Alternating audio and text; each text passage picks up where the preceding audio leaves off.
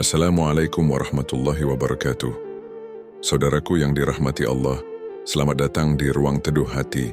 Semoga setiap renungan yang kita dengarkan di tempat ini menjadi jalan untuk melembutkan hati, menenangkan jiwa, dan semakin mendekatkan kita kepada Allah Subhanahu wa Ta'ala.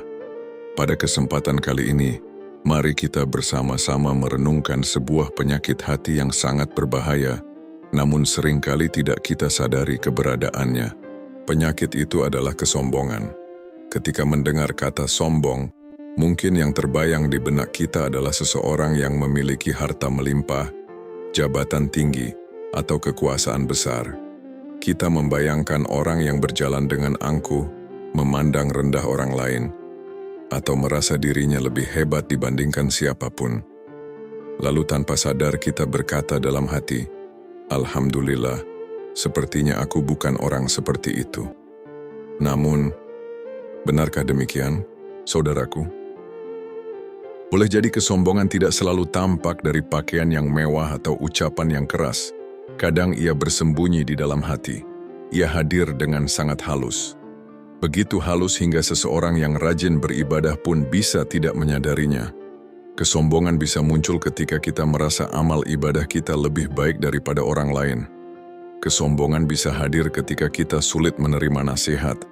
Kesombongan bisa tumbuh saat kita merasa pendapat kita selalu paling benar. Bahkan, seseorang bisa tersenyum dengan ramah di hadapan banyak orang, tetapi diam-diam memandang rendah orang lain di dalam hatinya.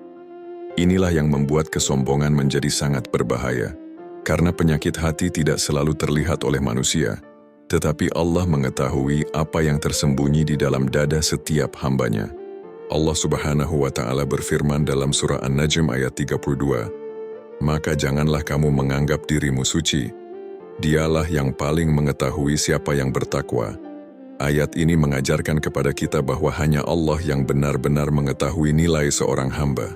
Bukan banyaknya pujian manusia, bukan banyaknya pengikut, bukan tingginya ilmu, bukan panjangnya ibadah yang terlihat. Yang Allah nilai adalah hati. Karena hati adalah tempat lahirnya keikhlasan, ketakwaan, dan juga kesombongan. Rasulullah Shallallahu Alaihi Wasallam pernah bersabda, "Tidak akan masuk surga orang yang di dalam hatinya terdapat kesombongan, walaupun sebesar biji sawi." Hadis riwayat Muslim. Betapa berat ancaman ini, bukan karena Allah tidak Maha Pengampun, tetapi karena kesombongan membuat seseorang enggan menerima kebenaran dan sulit melihat kekurangan dirinya sendiri. Kesombongan adalah penyakit yang pernah menghancurkan makhluk yang dahulu sangat taat kepada Allah. Kita mengenalnya sebagai iblis, saat Allah memerintahkan para malaikat untuk bersujud sebagai bentuk penghormatan kepada Nabi Adam alaihissalam. Semua menaati perintah Allah kecuali iblis. Ia berkata bahwa dirinya lebih baik daripada Adam. Ia merasa asal penciptaannya lebih mulia. Ia membandingkan dirinya dengan orang lain, dan sejak saat itulah kesombongan menjadi sebab kehancurannya. Saudaraku, kisah ini bukan hanya untuk diceritakan, tetapi untuk direnungkan, karena kesombongan tidak selalu membuat seseorang berkata, "Aku lebih baik daripada dia." Kadang cukup dengan perasaan kecil yang berbisik di dalam hati, "Untung aku tidak seperti dia." Kalimat yang tampak sederhana, namun jika lahir dari hati yang merendahkan orang lain dan mengagungkan diri sendiri, maka itulah benih-benih kesombongan. Maka sebelum kita sibuk menilai orang lain, sebelum kita merasa lebih saleh, sebelum kita merasa lebih memahami agama, mari kita bertanya kepada diri sendiri, apakah selama ini ada kesombongan yang diam-diam tumbuh di dalam hati kita? Apakah kita pernah merasa paling benar?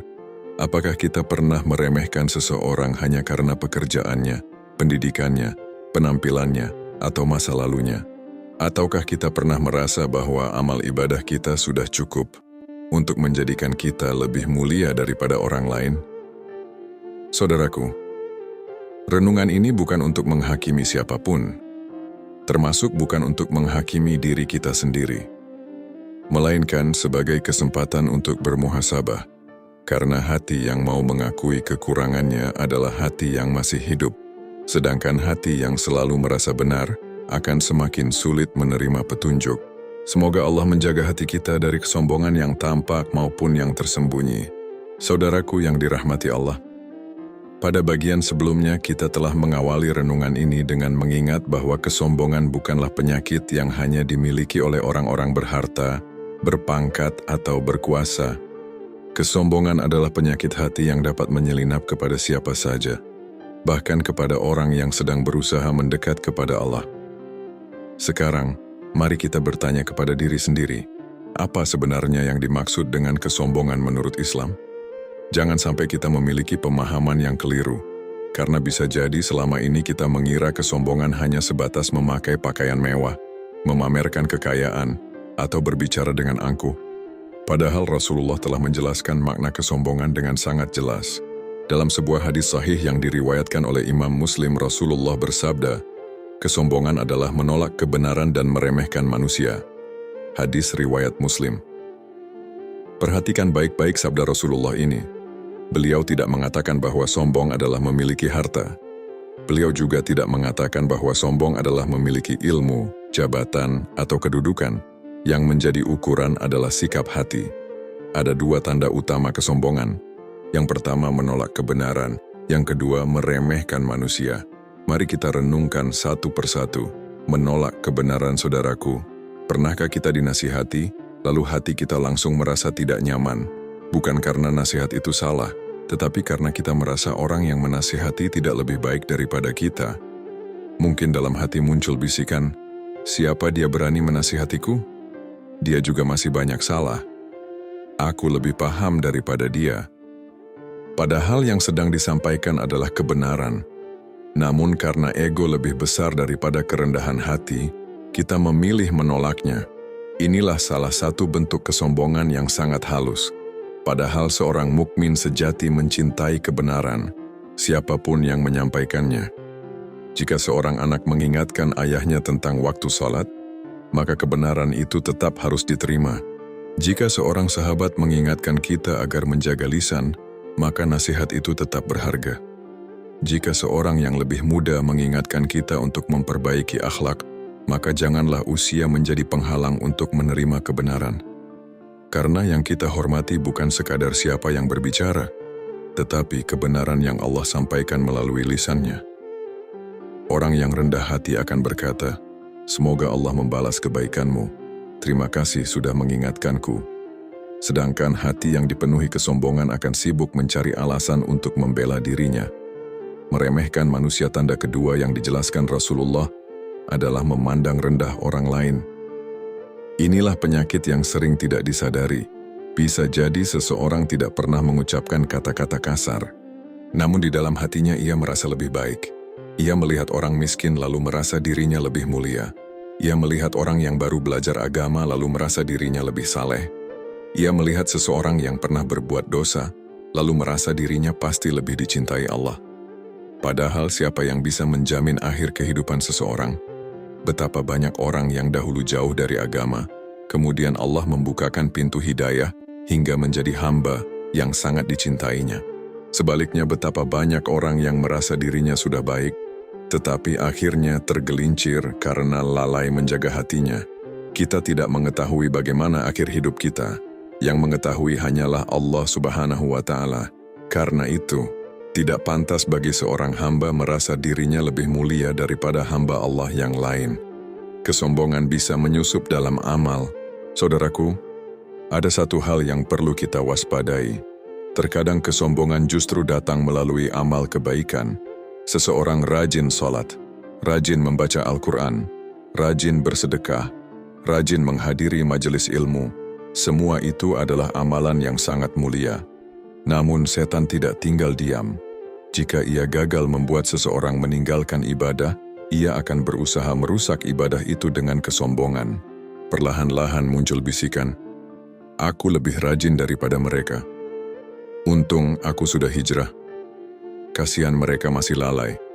Tanpa disadari, fokus kita bergeser. Bukan lagi bersyukur atas nikmat hidayah, tetapi mulai merasa lebih tinggi daripada orang lain. Padahal hidayah adalah karunia Allah, bukan hasil kehebatan kita. Kalau hari ini kita mampu menjaga salat, itu karena Allah yang memberi taufik. Kalau hari ini kita mencintai Al-Quran, itu karena Allah yang membukakan hati. Kalau hari ini kita diberi kesempatan bertaubat, itu juga karena rahmat Allah. Maka tidak ada alasan untuk membanggakan diri. Semua kebaikan berasal darinya. Muhasabah untuk diri kita, saudaraku yang dirahmati Allah. Mari sejenak kita diam. Jangan pikirkan orang lain. Jangan bayangkan wajah orang yang menurut kita sombong, tetapi lihatlah ke dalam hati kita sendiri. Apakah kita pernah sulit menerima nasihat? Apakah kita pernah merasa lebih baik hanya karena lebih lama belajar agama? Apakah kita pernah meremehkan orang karena pekerjaannya, karena penampilannya, karena masa lalunya, atau karena dosanya? Jika jawabannya adalah pernah, jangan putus asa. Kesadaran itulah awal dari taubat. Allah mencintai hamba yang mau mengakui kelemahannya dan memohon ampun kepadanya. Jangan menunggu hati menjadi keras, karena hati yang keras sulit menerima cahaya petunjuk. Semoga Allah membersihkan hati kita dari kesombongan yang tampak maupun yang tersembunyi. Semoga Allah menjadikan kita termasuk hamba-hamba yang rendah hati, mudah menerima kebenaran, dan senantiasa menghormati sesama manusia. Saudaraku yang dirahmati Allah, setelah kita memahami bahwa kesombongan adalah menolak kebenaran dan meremehkan manusia, muncul satu pertanyaan penting. Mengapa penyakit ini bisa tumbuh di dalam hati seorang hamba? Bukankah setiap manusia lahir dalam keadaan lemah? Bukankah kita semua berasal dari tanah, kemudian menjadi setetes air yang hina, lalu tumbuh menjadi manusia atas izin Allah? Lalu mengapa hati ini bisa merasa lebih tinggi daripada orang lain? Jawabannya adalah karena hati yang terlalu lama memandang dirinya sendiri akan perlahan melupakan siapa yang memberikan semua nikmat itu. Ketika seseorang mulai merasa bahwa keberhasilannya murni karena kecerdasannya, bahwa hartanya semata-mata hasil kerja kerasnya, bahwa ilmunya sepenuhnya karena usahanya, bahwa ibadahnya terjadi karena kekuatannya sendiri, disitulah benih kesombongan mulai tumbuh. Padahal, tanpa pertolongan Allah, kita tidak akan mampu melakukan apapun. Coba renungkan, siapa yang memberikan kita tubuh yang sehat? Siapa yang memberikan akal sehingga kita mampu belajar? Siapa yang membuka pintu rezeki? Siapa yang menjaga kita ketika tidur? Siapa yang masih memberi kesempatan bernapas hingga hari ini? Semuanya adalah karunia Allah Subhanahu wa Ta'ala. Kalau begitu, mengapa kita masih merasa hebat? Saudaraku, kesombongan seringkali lahir karena kita terlalu fokus pada apa yang kita miliki, tetapi lupa kepada Zat yang memberikannya. Allah berfirman dalam surah An-Nahl ayat 53, "Dan segala nikmat yang ada padamu berasal dari Allah." Ayat ini mengajarkan bahwa tidak ada satupun nikmat yang benar-benar milik kita. Semua hanyalah titipan. Kesehatan bisa diambil dalam sekejap. Harta bisa hilang dalam semalam. Jabatan bisa berpindah kepada orang lain. Kecantikan dan ketampanan akan pudar oleh usia. Ilmu pun dapat terlupakan jika Allah menghendaki. Lalu apa yang masih pantas untuk disombongkan? Belajar dari iblis, saudaraku. Mari kita kembali kepada kisah yang telah disinggung sebelumnya. Iblis bukanlah makhluk yang tidak mengenal Allah. Ia mengetahui keberadaan Allah. Bahkan ia pernah beribadah dalam waktu yang sangat lama. Namun satu penyakit menghancurkan seluruh kemuliaannya, yaitu kesombongan. Ketika Allah memerintahkannya untuk bersujud kepada Nabi Adam sebagai bentuk penghormatan, ia berkata, "Aku lebih baik darinya. Engkau ciptakan aku dari api, sedangkan dia engkau ciptakan dari tanah." Perhatikan kalimat itu. Aku lebih baik. Hanya 3 kata. Namun 3 kata itu menjadi awal dari kebinasaan yang tidak berkesudahan. Iblis tidak membantah keberadaan Allah. Ia tidak mengingkari perintahnya. Yang ia lakukan adalah merasa dirinya lebih mulia. Kesombongan membuatnya menolak perintah Allah. Karena itu, jangan pernah menganggap remeh bisikan hati yang membuat kita merasa lebih baik daripada orang lain. Boleh jadi, itulah pintu yang dahulu menjatuhkan iblis. Belajar dari Qarun, Al-Quran juga mengisahkan tentang Qarun. Allah menganugerahinya harta yang sangat melimpah. Begitu banyak hingga kunci-kunci gudang hartanya saja harus dipikul oleh banyak orang yang kuat. Namun ketika kaumnya mengingatkan agar bersyukur kepada Allah, Qarun berkata, "Sesungguhnya aku diberi harta itu karena ilmu yang ada padaku." Kalimat ini menunjukkan bahwa ia menganggap semua keberhasilannya berasal dari dirinya sendiri. Ia melupakan Allah yang telah memberinya kemampuan, kesempatan, dan rezeki. Akhirnya Allah membenamkan Qarun beserta seluruh hartanya ke dalam bumi. Kisah ini bukan sekadar tentang orang kaya. Ini adalah pelajaran bagi siapa saja yang mulai berkata dalam hati, "Semua ini karena aku. Aku berhasil karena aku lebih pintar. Aku sukses karena usahaku sendiri." Padahal jika Allah tidak menghendaki, bahkan satu langkah pun kita tidak akan mampu melangkah. Kesombongan yang paling halus. Saudaraku, ada bentuk kesombongan yang jauh lebih sulit dikenali, yaitu kesombongan yang dibungkus dengan kebaikan. Misalnya, seseorang mulai merasa dirinya paling ikhlas, merasa paling sabar, merasa paling tawadu, merasa paling memahami agama. Ironisnya, ketika seseorang merasa dirinya sudah rendah hati, saat itulah ia perlu semakin berhati-hati, karena hati manusia sangat mudah tertipu. Para ulama terdahulu justru semakin takut kepada Allah ketika amal mereka semakin banyak. Mereka tidak sibuk menghitung ibadah yang telah dilakukan. Mereka justru khawatir apakah amal itu diterima atau tidak. Mereka menangis bukan karena merasa sudah dekat dengan surga, tetapi karena takut amal mereka tidak bernilai di sisi Allah. Inilah perbedaan antara hati yang hidup dan hati yang dipenuhi rasa bangga terhadap diri sendiri. Muhasabah, hari ini saudaraku yang dirahmati Allah, mari kita bertanya dengan jujur kepada diri kita, apakah kita pernah diam-diam menikmati pujian manusia lebih daripada ridha Allah?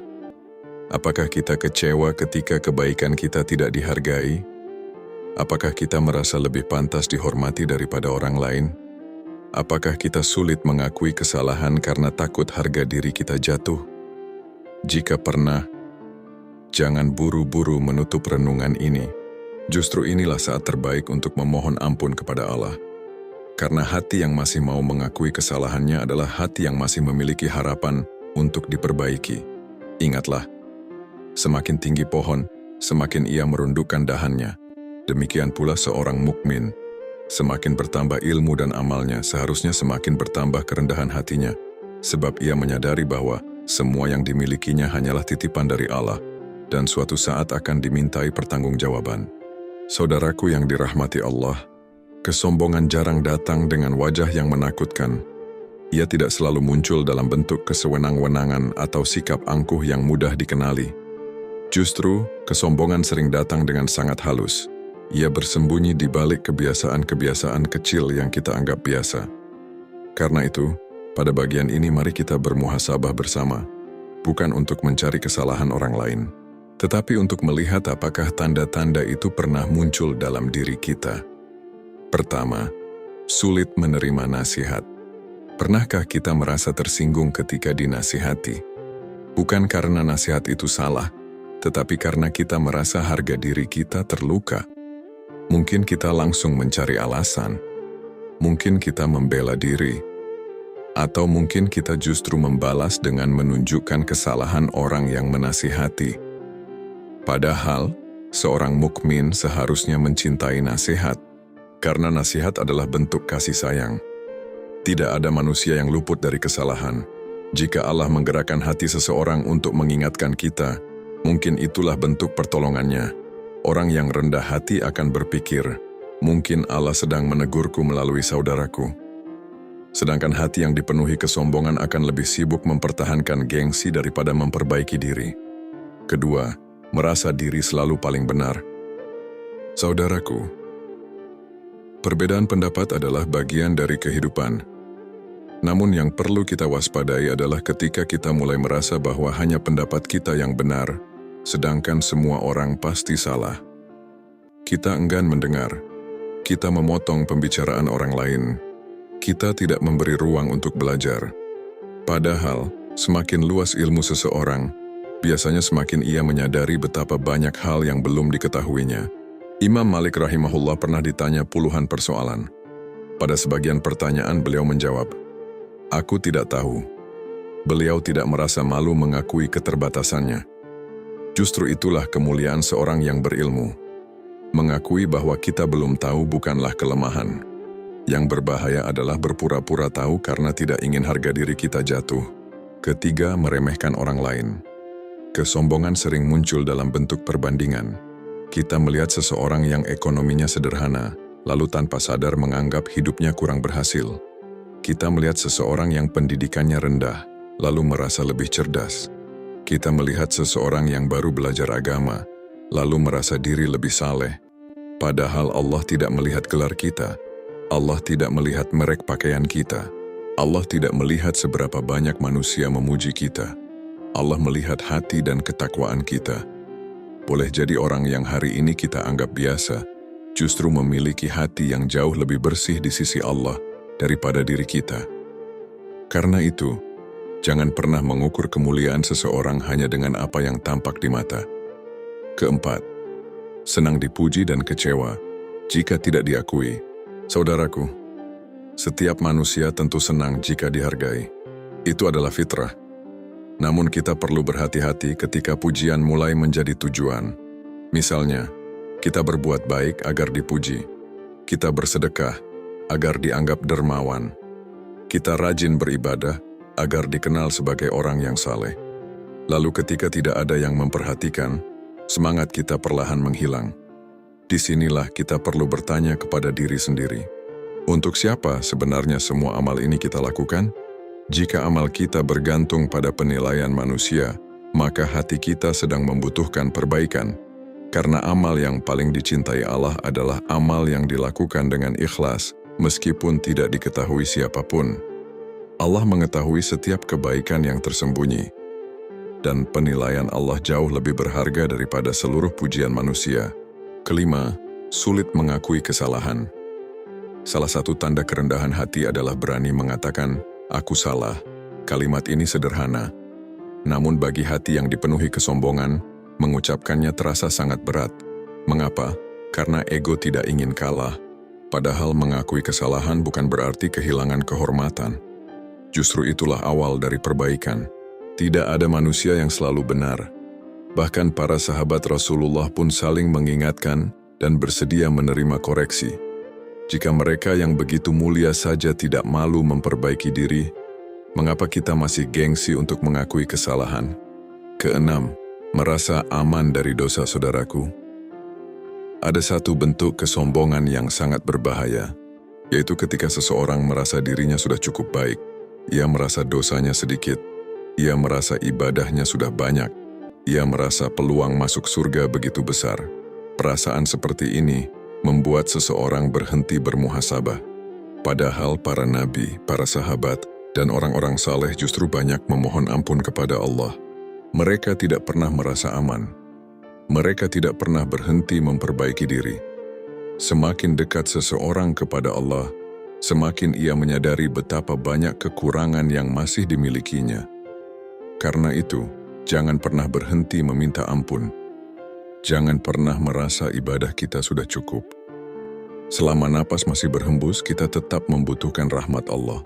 Saudaraku yang dirahmati Allah, mungkin hari ini kita tidak menemukan semua tanda tadi dalam diri kita. Alhamdulillah. Namun jika ada satu atau dua yang pernah kita rasakan, jangan putus asa. Kesombongan bukan untuk disembunyikan, ia harus dilawan.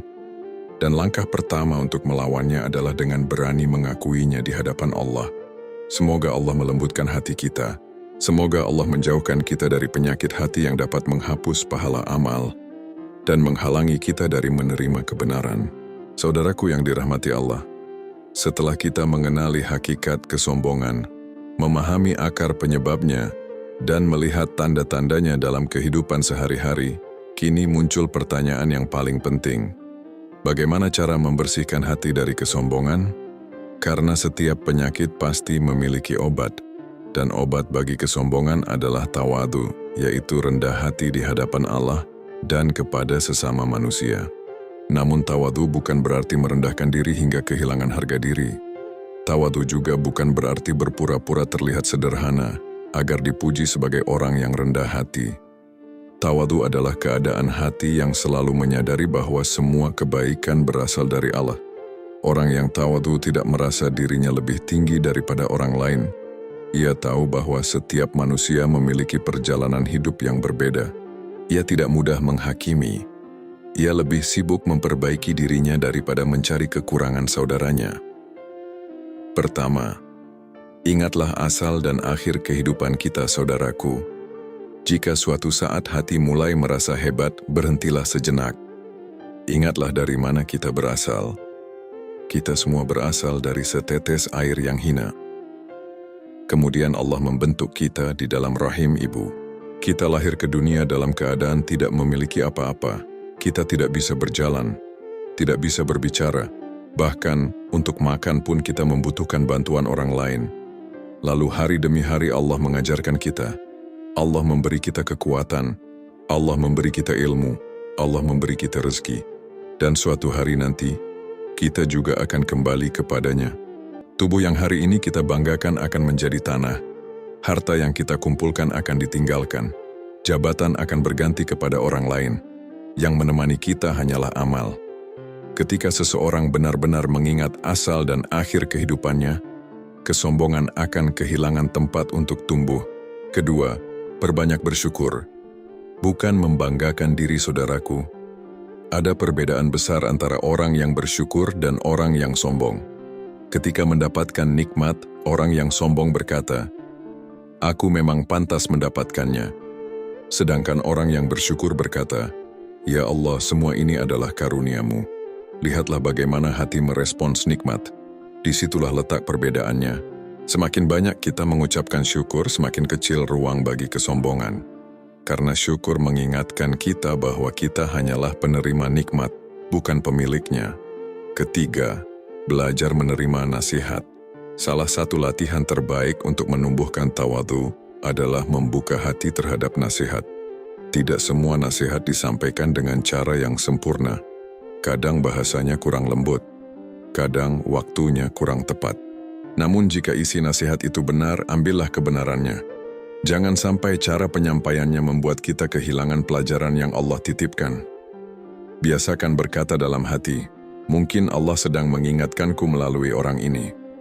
Kalimat sederhana seperti itu dapat melembutkan hati dan mengikis kesombongan sedikit demi sedikit. Keempat, jangan sibuk membandingkan diri. Saudaraku, kesombongan sering tumbuh karena kita terlalu sering membandingkan.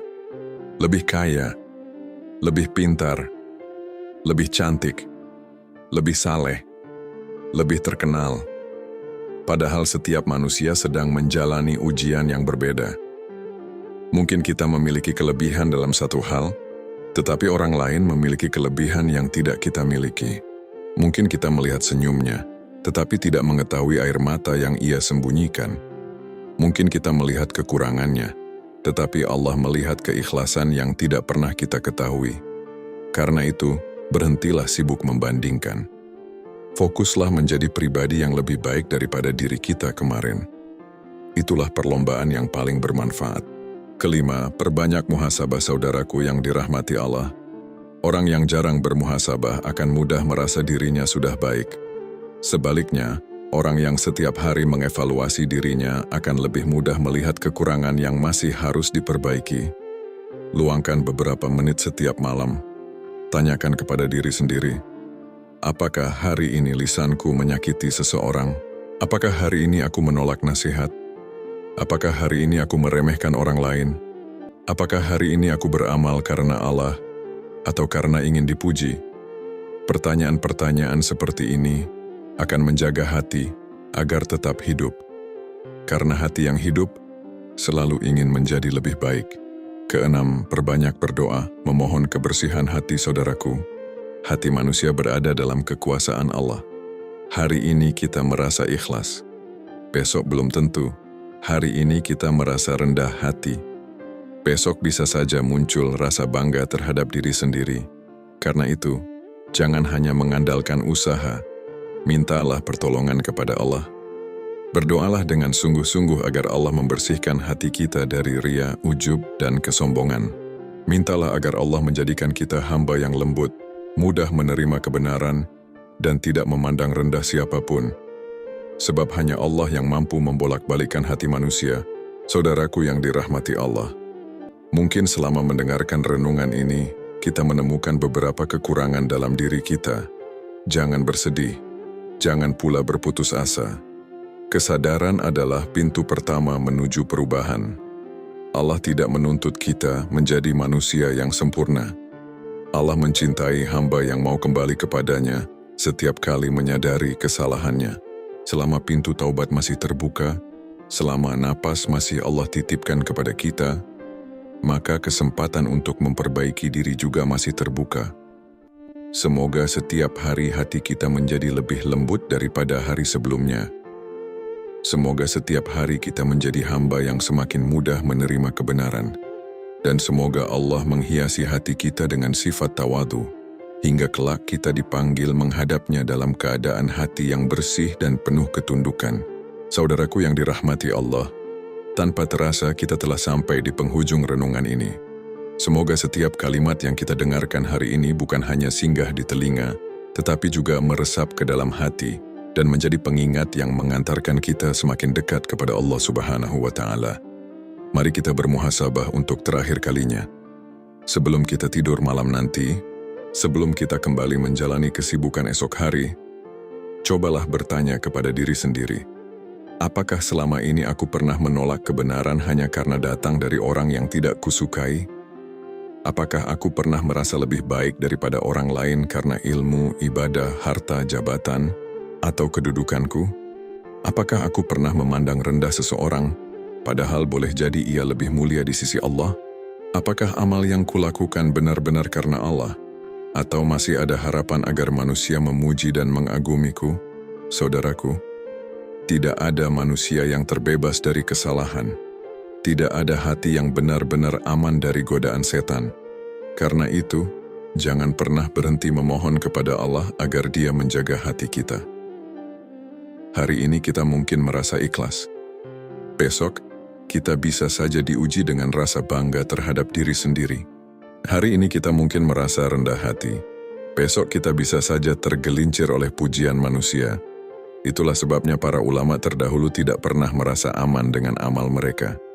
Mereka lebih sibuk memperbaiki niat daripada menghitung banyaknya ibadah yang telah dilakukan.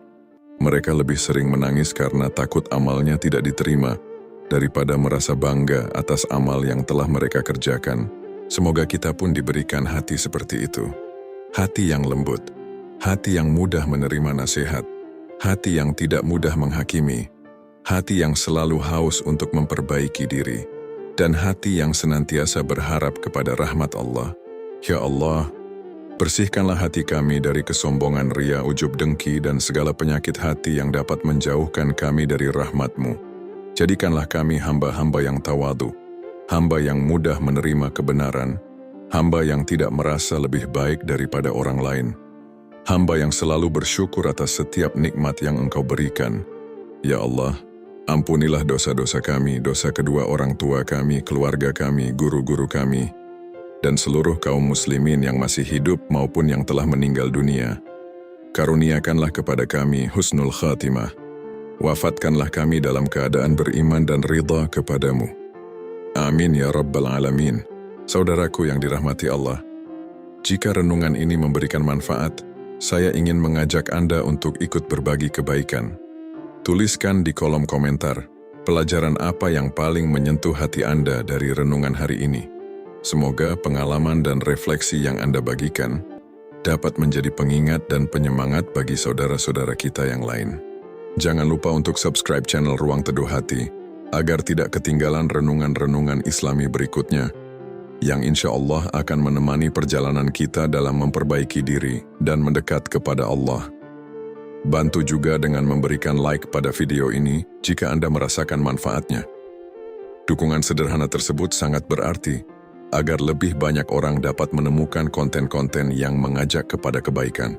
Dan jika menurut Anda renungan ini layak didengar oleh keluarga, sahabat, atau orang-orang yang sedang berjuang memperbaiki hati, silakan save video ini dan share kepada mereka. Semoga setiap orang yang mendapatkan manfaat darinya menjadi amal jariyah yang terus mengalir untuk kita semua. dengan izin Allah. Terima kasih telah meluangkan waktu untuk bermuhasabah bersama di Ruang Teduh Hati. Semoga Allah senantiasa menjaga hati kita, melapangkan dada kita untuk menerima kebenaran, dan menghiasi diri kita dengan akhlak yang mulia hingga akhir hayat. Wassalamualaikum warahmatullahi wabarakatuh.